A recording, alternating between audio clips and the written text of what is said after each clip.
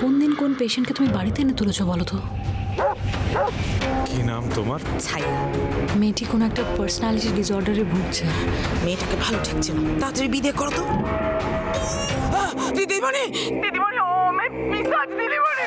মা, আমি ছায়া গো। ওই মেয়েটার কিছু তো একটা রহস্য আছে। এ পাপ 3 পুরুষ আগের। সুপাইন কি জানে না যে আমাদের বংশের কারো বীরভূমে যাওয়া নিষেধ?